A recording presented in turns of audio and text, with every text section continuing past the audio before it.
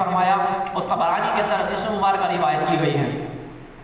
میرا کا فرماتے ہیں کہ جو اہل بیت اطہار سے بغض رکھتا ہے اسے کل بروز قیامت یہودیوں کے ساتھ اٹھایا جائے گا۔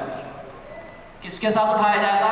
یہودیوں کے ساتھ۔ اب بھائی آپ کی آواز یعنی گرمی مجھے بھی لگ رہی ہے، حالانکہ مجھے زیادہ لگ رہی ہے، میں بول رہا ہوں لیکن آواز آپ کی آئی نہیں رہی۔ کس کے ساتھ اٹھایا جائے گا؟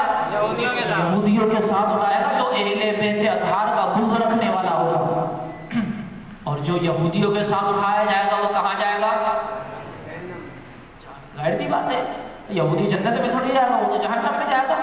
میرا کا فرماتے ہیں جو بھی اہل بیت اطہار سے بغض رکھنے والا ہوگا وہ یہودیوں کے ساتھ اٹھایا جائے گا۔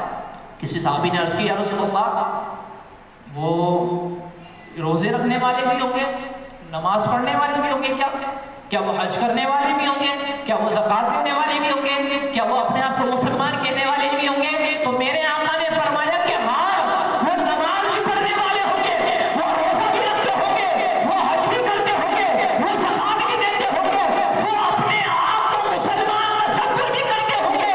ان سب کے باوجود بھی اگر اس کے سینے میں اہل بیت اطہار کا بغض ہوگا تو اس کا حشر یہودیوں کے ساتھ ہوگا۔ میرے آقا نے فرمایا ان کا حشر یہودیوں کے ساتھ ہوگا، اور وہ گھٹیا اور کمینے قسم کے لوگ ہیں۔ میرے آقا کی حدیث طبرانی